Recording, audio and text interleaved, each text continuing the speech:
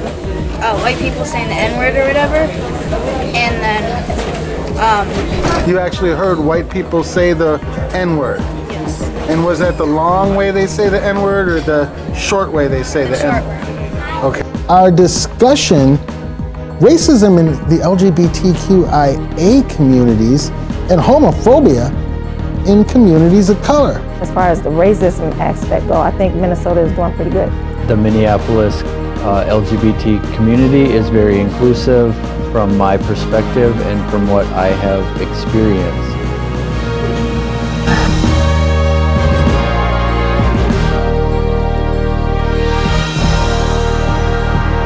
Thanks so much for joining us. You're watching LGBT Healthcare and Me, a presentation sponsored by Minnesota Department of Health. I'm Todd Barnes. Our topic today, racism in the LGBTQIA communities and homophobia in communities of color. Today, we get a special treat when four 13-year-old Power Rangers debate our three Pink Power Panel members on whether racism and homophobia in Minnesota are alive and well or dead. Our panel says dead. Our Power Rangers and other special guests say alive. In just a moment, it'll be up to you to decide. All these topics and more coming up on LGBT Healthcare and Me. Equity News Network can confirm from multiple sources in multiple states that 98 to 99% of deaths and hospitalizations related to COVID-19 are almost entirely limited to unvaccinated persons. The Washington Post reports unvaccinated people are being hit hardest, where the more contagious, more powerful Delta variant is dominating. Now, the people who need to come to the hospital, who end up in the intensive care unit, and the people who die are almost exclusively unvaccinated individuals. That says William Powderly, an infectious disease specialist and director of the Institute for Public Health at Washington University in St. Louis. The CDC recommends that everyone 12 years and older should get a COVID-19 vaccination to help protect against COVID-19. Now, widespread vaccination is a critical tool to help stop the pandemic. People who are fully vaccinated can resume the activities that they did prior to the pandemic. That's good news. And we're going to have more on preteen and teen vaccinations later in the program. On July 15th, Minnesota Governor Tim Walz signed Executive Order 2125, stating all state agencies must pursue opportunities and coordinate with each other to protect Minnesotans, particularly minors and vulnerable adults, from conversion therapy. He says they want to protect folks to the fullest extent of their authority. Now, conversion therapy refers to any practice by a mental health practitioner or mental health professional that seeks to change a person's sexual orientation or gender identity, including efforts to change behaviors or gender expressions, or to eliminate or reduce sexual or romantic attractions or feelings toward people regardless of gender. The Minnesota Department of Health reports Asian Minnesotans are being vaccinated at the highest rates in Minnesota. Now, although a study from the Coalition of Asian American Leaders and the Hmong Public Health Association found that Hmong and Karen and Karenni people died from COVID-19 at rates far greater than white Minnesotans. Now, while vaccinations among Black, Hispanic, and Native American populations continue to lag behind the rates for Asian and white Minnesotans, they're starting to catch up. The Minnesota Department of Health reported vaccination rates are increasing the greatest in recent weeks among those who identify as Black, African American, or Hispanic. Now, for the week ending July 2nd, the Minnesota Department of Health reported a 2.6% increase among Black African American people and a 2.2% increase among people who identify as Hispanic. The Department of Health thinks community efforts such as using the vaccine buses are helping. Now, Metro Transit has equipped a mini fleet of 6 buses to bring the COVID-19 vaccine to shopping centers, events, even farms. Vaccination rates have started to jump among some Minnesota communities. Stay with us. Our Pink Power Panel is next with some very young people as special guests. And of course, as always at ENN, no groupthink allowed. Our question is racism in LGBTQIA communities and homophobia in communities of color, alive and well or dead. Now, our panel members report racism and homophobia on a large-scale basis dead, but others this morning say racism in the LGBTQIA communities and homophobia in communities of color is very much, well, alive. Right now, it's time for you to decide. Hello, I'm Todd, your moderator, and this is the story of the three wise guys,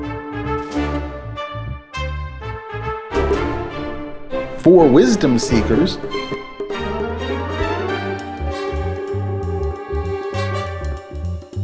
and one wise owl. Now, once upon a time, there was an attitude in a space called Minnesota.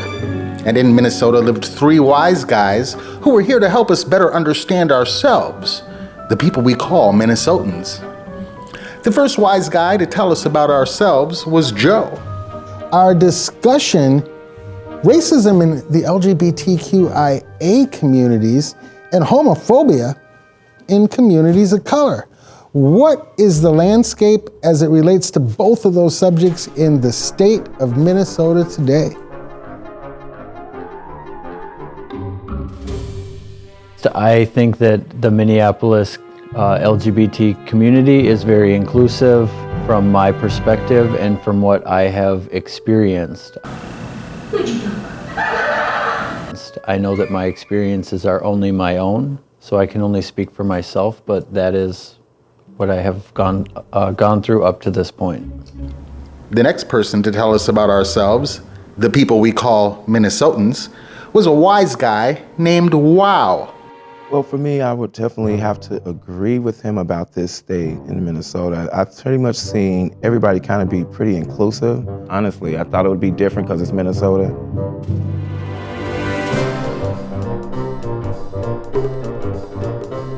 Would the third wise guy give such a glowing, gushing report about the attitude we call Minnesota? One person on one side of you hadn't seen the racism, and we just got another good report about the state of Minnesota from the other person on the other side of you. So far, Minnesota's looking pretty good in the face of George Floyd, in the face of being ground zero at the riots and race riots, not just in the United States, but in the world. But this morning, we're hearing something different about Minnesota. You say what?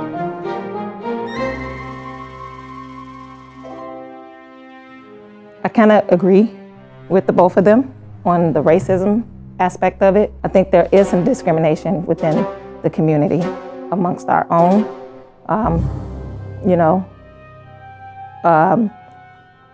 What a stud is, or are you feminine enough as a male, or you're not manly enough, or just things of that nature. We thought, this is weird. White people, black people, red state, blue state. It was the Trump supporters who did it. No, it was Antifa dressed up as the Trump supporters. Yet all three of these wise guys in the United States have found something in which to agree. As far as the racism aspect go, I think Minnesota is doing pretty good. The wise guys are reporting little to no racism in a space called Minnesota. It seemed too good to be true. So we sought out the wisdom seekers. The first wisdom seeker to dispense his first-hand knowledge of who we are was Shiloh.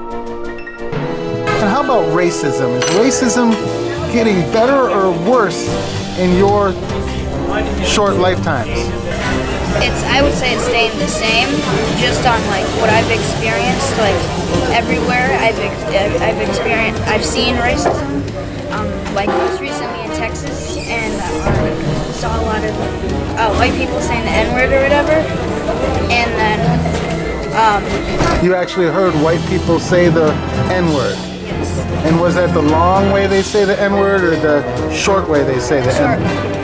Okay. and then also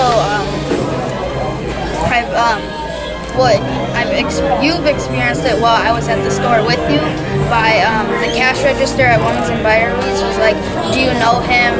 Are you guys buddies and stuff like that?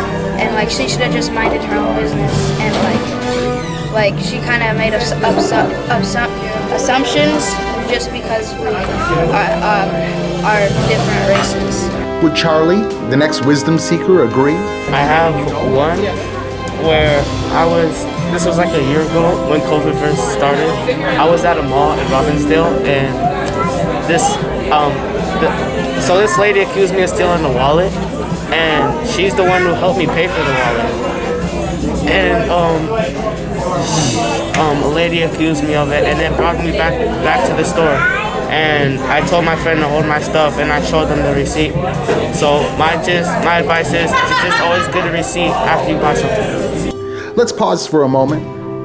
A 13-year-old Minnesotan, Charlie, just told us that we accused him of stealing a wallet after we helped him pay for the wallet. Is this who we are? Listen again. I have one where this was like a year ago when COVID first started. I was at a mall in Robbinsdale and so this lady accused me of stealing the wallet, and she's the one who helped me pay for the wallet. And a lady accused me of it and then brought me back to the store. And I told my friend to hold my stuff and I showed them the receipt. So my advice is to just always get a receipt after you buy something. I've cried several times listening to that short story. Is the lesson to always get a receipt? Or could the lesson be to listen and look more closely to who the wisdom seekers say we are? Meet Terrence, another courageous wisdom seeker. Like the game or like the internet, you know, there's like slurs, calling people, you know, like the word and like monkey and stuff. The wise guys say little to no racism. The wisdom seekers more so called us out. So we decided to pay a visit to a very wise owl to see if he could help us out. A lot of what I do in my personal and private life, as well as the work that I do, is incorporated under a diversity, equity, and inclusion lens. And so you have to be able to see the disparities in order for anything to change. And as we know, structural racism exists. Prejudices are still practiced. Stereotypes still eke into our thinking. And with the LGBTQ plus community, it's no different. And when we think about racism, it's not an individual act committed against a person. Racism is a system. And so when we think along the lines of systemic racism, it does not end at the LGBTQ community. To the white LGBTQ plus community, your whiteness is definitely not an excuse for not noticing the privilege. Like, white privilege exists, and what we need is more anti-racist accomplices.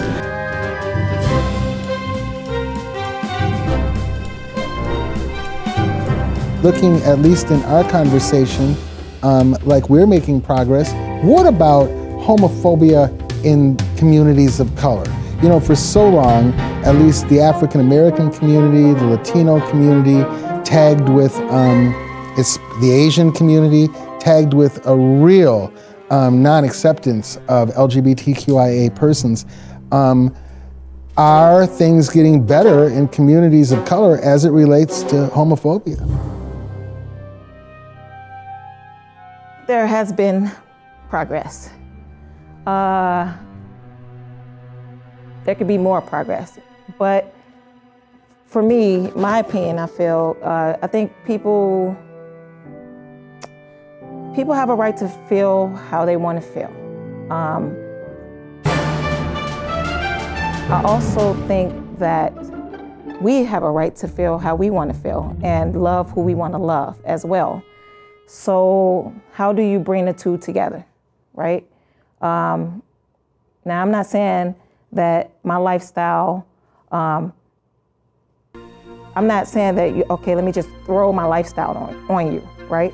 But what I am saying that you have to respect me as a human being and the person that I love. You have to respect that, respect me as a human, because I am a person. There's a person that I love, and that person is a person and a human as well. Humans kiss, humans hug, they show emotion, toward one another, just like you would do with your spouse or your mate, right? If you don't like it, you can move and go somewhere else and, move around. That's fine. It doesn't have to be derived from another race,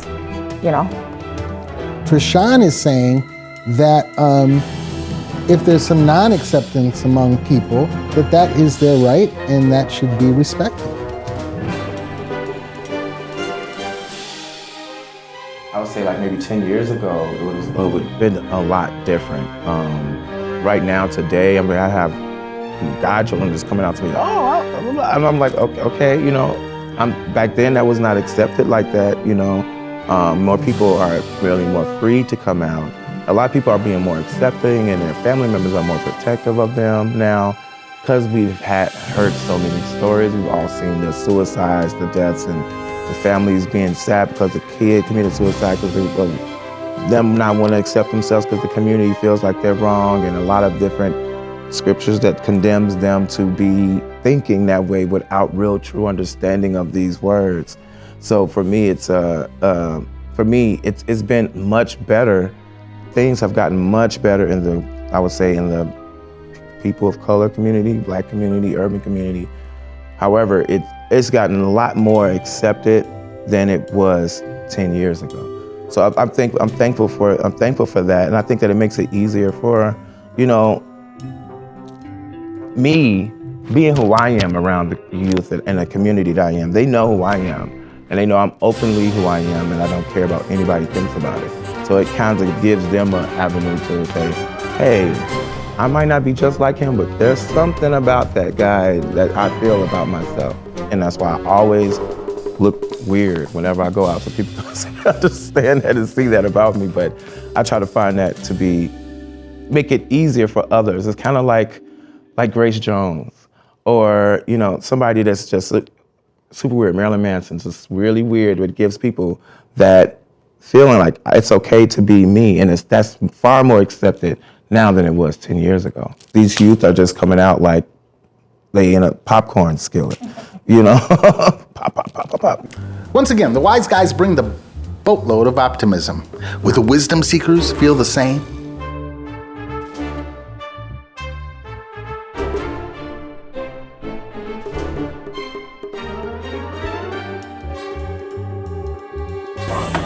I see homophobia in quite a bit of places on social media, and I just always seem to find people who are homophobic every place I seem to go as well, and I just don't agree with it. I just think we should accept everybody for who they are, and no matter who they love or live. Alrighty then. Charlie, you say what?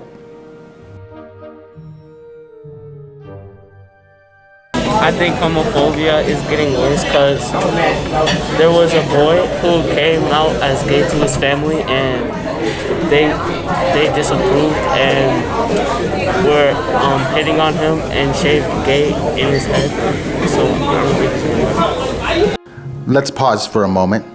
A 13-year-old Minnesotan, Charlie, just told us there was a boy who came out to his family, and they disapproved, and they were hitting on him and shaved gay into his head. Is this who we are? Let's listen again. I think homophobia is getting worse because there was a boy who came out as gay to his family, and they disapproved and were hitting on him and shaved gay in his head. So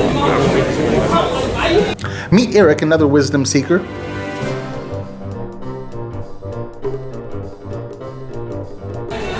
I personally haven't experienced homophobia because I'm not like gay or pants or bisexual, and I also don't really know people that experience homophobia personally, like in family or friends, but I have seen other people get treated differently and lose opportunities just because of their sexuality and how they feel. Terrence had another Minnesota story.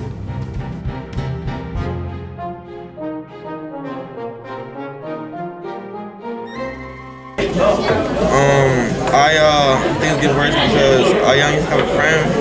It was like a while back. He told his mom that he was gay, and his mom kicked him out, and he had to move with his dad. And he suffered from depression because his mom kicked him out when he was gay. And yeah, that's all I got experience. How did that make you feel? I'm kind of sad because even though he liked other genders, he's still a person. Once again, the wise guys report little to no homophobia. The young wisdom seekers had plenty of stories about homophobia of their own. It was time to revisit the very wise owl. In communities of color, speaking from my own personal lens, to be Latino, we grow up in the machismo culture. It is, you're a man, you have kids, you procreate, you have to be tough, for some reason you don't have feelings and you don't share what you're thinking. And so this projection of hetero norms are pushed down into everybody who comes along, generation after generation.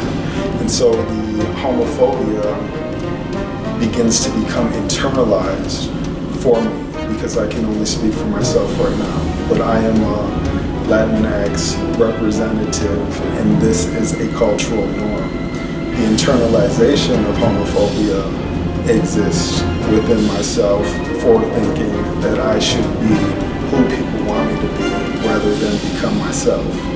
So now that is the internal, that is the familial, family-based homophobia that I deal with, and now we go external in the world. The first time I was called a spick, I was 9 years old. How did that person know to use that word against me? Because he was of the dominant culture, he was white, he was male. It's being taught to people.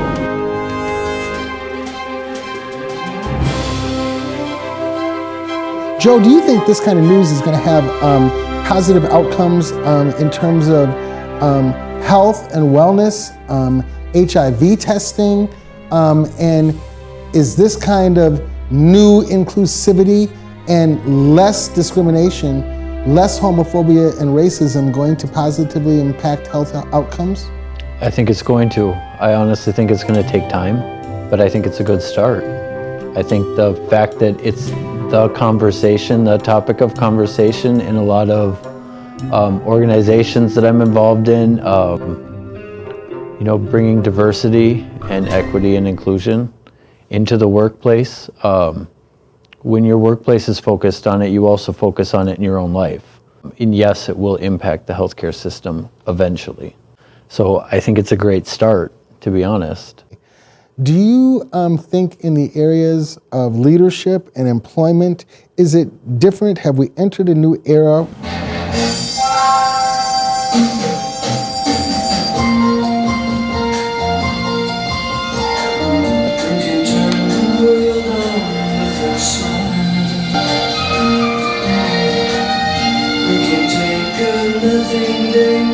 Suddenly make it all seem worthwhile. Well, it's you, girl, and you should know it. With each glance and every little movement you show, love is alright, already through it. You can find out, why don't you wait? You're gonna make it after all. You're gonna make it after all.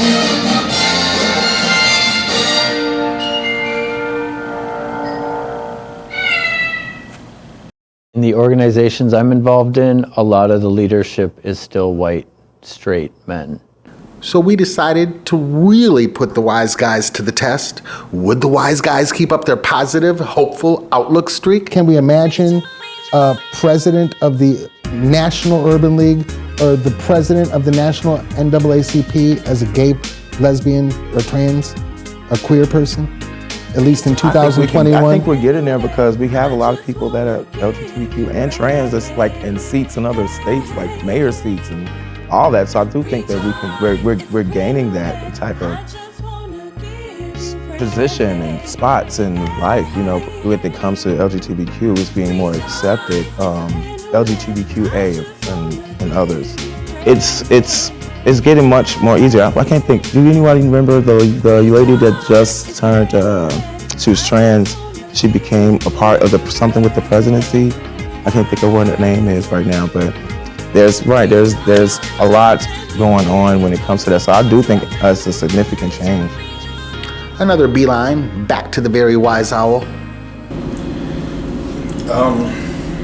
Well, the difference in generation,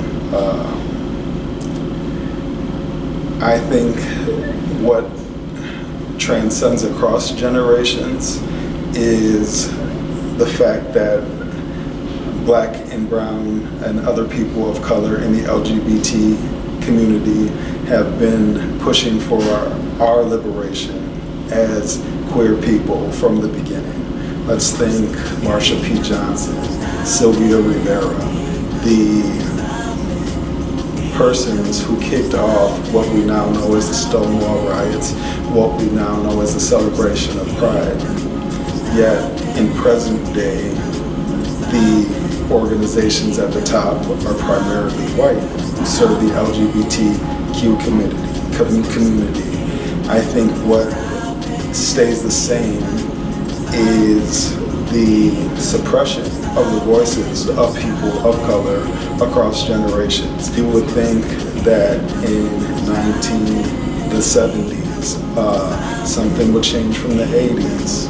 The 80s woke us up to AIDS as we know it, and the death of many members of marginalized communities. We walk into the 90s, still not much has changed. We're in 2021 right now, and we still don't have representations of leadership at the top, but yet we have plenty of soldiers who advocate and fight for the rights of LGBTQ plus people on the daily. So finally, back to the wisdom seekers for some very last words. What's the one thing we can do for LGBTQIA persons of color, and everyone in the world?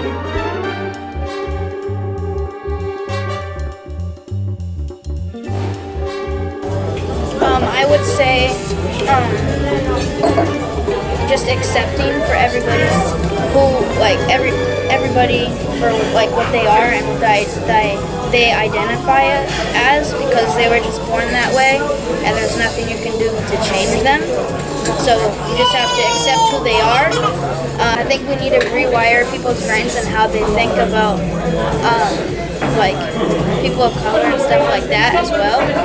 And then I think we should maybe switch to electric cars to benefit everybody, and start planting more plants that are able to suck the carbon dioxide out of the atmosphere. I think we should come together instead of fighting, talk about it, because it's really not worth fighting.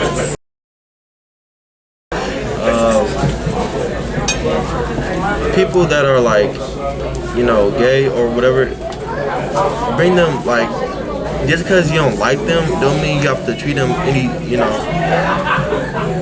differently than like us.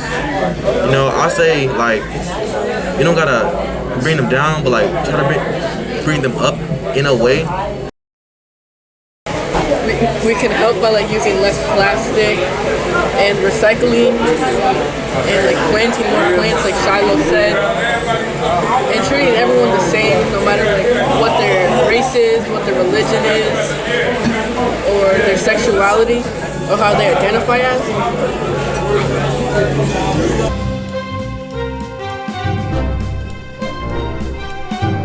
And so I'm wondering what you would tell 13-year-old Monsees who's coming up in that machismo Latin culture.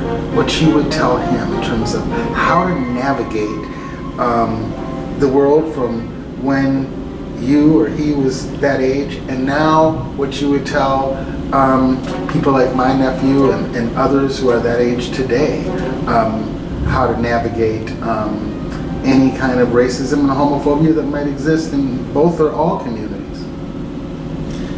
I would say to my 13-year-old self, or to the persons who are 13 now, that walking the road and taking on the journey of being yourself is a lifelong thing. There is no one destination where you arrive to and say, this is me. It's constantly evolving and changing, and that's what it's supposed to do. So be kind to yourself, be forgiving of yourself, feel free to make mistakes, to be wild, to explore, to be you. I would say to my 13-year-old self, don't lose sight of the things that make you you. You, in your authenticity, can laugh at what you think is funny. You can cry at what you think is sad. And the way that you express yourself might change from moment to moment, but that's normal. Take a look around. It happens to everybody. Todd Barnes, reporting.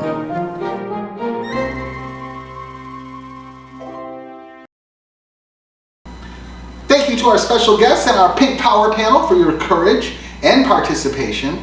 Now remember, if you or a loved one still needs to get the COVID-19 vaccine, visit the Vaccine Connector at the website address listed below. Here at ENN, our strong editorial stance is to encourage all Minnesotans ages 12 and older to get the COVID-19 vaccine. Check your local pharmacy's website or contact your child's healthcare provider to find out where and when you or your child can get the COVID-19 vaccine. Now here's what our young people say about taking the COVID-19 vaccine. I think everyone should be supportive and get the vaccine. You just have to look at the risks. Like there's some symptoms on getting it, but the positive side is like you won't have a great opportunity of dying from COVID, and also you couldn't give it to your family because it wouldn't be contagious to you anymore. So I just strongly agree that everyone should get the vaccine. The vaccine? At first, I was a little bit iffy on getting the vaccine because I didn't know what effects it would have on people. But after I got it, I don't know how to put it. Are you happy or sad you got the vaccine? I'm happy Why are you happy? because I don't want to put anybody else in my family at risk. How about you? I feel like some people should get the vaccine because you don't want to risk no one's life being in danger while you're still not vaccinated. So, I mean, you don't have to do it. It is my opinion, but like, in my words, I would say get the vaccine. Well, I agree with what Terrence said, because it's not mandatory to get the vaccine, but it would help a lot of people, including yourself and your family. I haven't got the vaccine yet, but my mom has. I'm pretty sure my older sister has. And I should be getting it next week, so I wouldn't have to wear a mask anymore. And I think people should get the vaccine.